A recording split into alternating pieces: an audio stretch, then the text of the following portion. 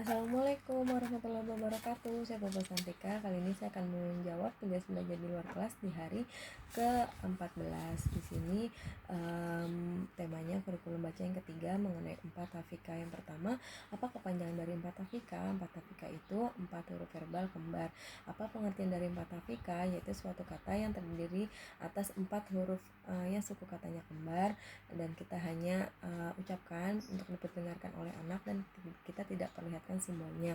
Kemudian apa syarat sebelum kita mengenalkan 4 hafika? Tidak ada syarat karena tidak ada garis tebal yang ada di atas modul 4 hafika. Lalu kemudian sebutkan contoh kata yang termasuk dalam 4 hafika. Di sini kita bisa ambil contoh dari BDG ke MPSY.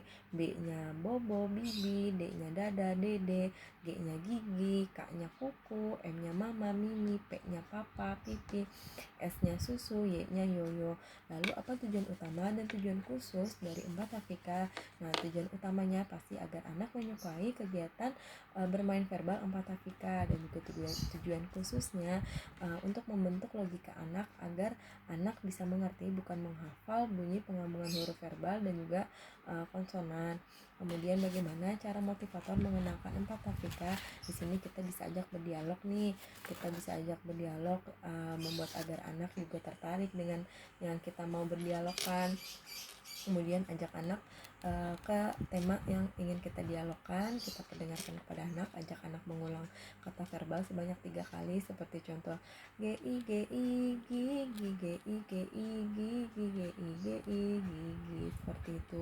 Kemudian juga kita bisa ajak bernyanyi lagu Labimba, juga kita bisa ganti lirik sesuai dengan kemampuan masing-masing anak. Kita juga bisa bercerita nih, kita sebagai motivator bisa memperluas cerita di dalam buku bergambar kepada anak, dan juga kita bisa ajak berdongeng, bisa dengan bantuan boneka jari, kemudian juga bisa ajak permainan seperti itu. Kemudian bagaimana cara motivator mengevaluasi tujuan utama dan tujuan khusus 4 hafika? Di sini tujuan utamanya evaluasi, kita motivator memperlihatkan sikap dan ekspresinya anak nih, apakah anak senang, tertarik, antusias, dan mau mengikuti apa yang sudah kita arahkan. Jika itu semua terekspresi dari anak, maka tujuan utamanya itu sudah tercapai.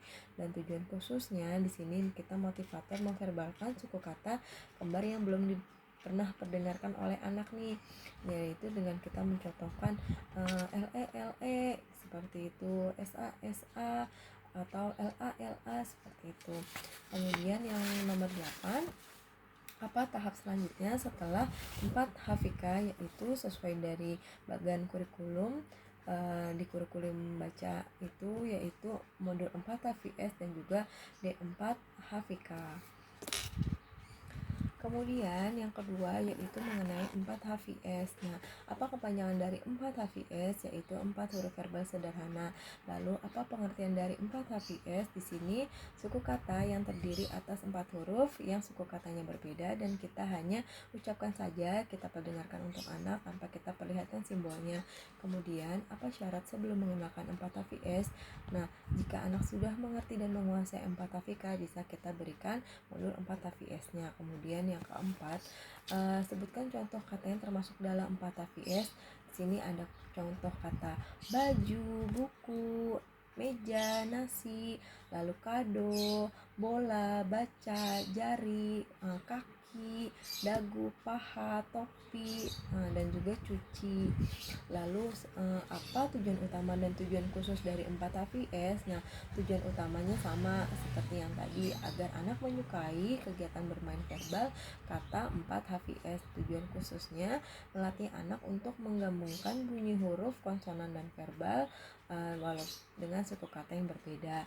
Lalu bagaimana cara motivator memperkenalkan 4 HVS? Nah, di sini kita bisa ajak berdialog dengan bahasa Bimba, ajak anak tertarik dengan dialog yang kita ingin sampaikan kepada anak. Kita arahkan juga nih agar anak mau mengikuti berdialog kita.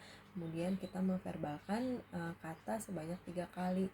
Contohnya KUDA kuda, KUDA kuda, KUDA kuda, seperti itu. Lalu kita juga bisa ajak bernyanyi lagu Labimba. Kita juga bisa ganti lirik lagu Labimba nih dengan kemampuan masing-masing anak. Kemudian kita bisa ajak bercerita, kemudian berdongeng, dan juga permainan. Kemudian yang ketujuh, bagaimana cara motivator mengevaluasi tujuan utama dan tujuan khusus 4HVS. Nah, tujuan utama di sini kita juga motivator memperlihatkan nih ekspresi anak, sikap anak, apakah anak antusias, tertarik mengikuti apa yang sudah kita arahkan.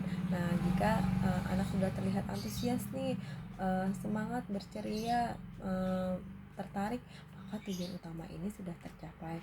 Dan tujuan khususnya motivator juga dapat melakukan dengan cara memverbalkan kata yang anak belum pernah dengar nih. Contohnya JAHE jahe, BIRU biru, seperti itu. Kemudian apa tahap selanjutnya setelah 4 HVS? Nah, sesuai dari bagian kurikulum di Bimba, di sini kita selanjutnya berikan modul 5 HVS, D4 HVS, dan juga 4 HKS. Sekian jawaban dari saya mohon maaf atas kekurangannya.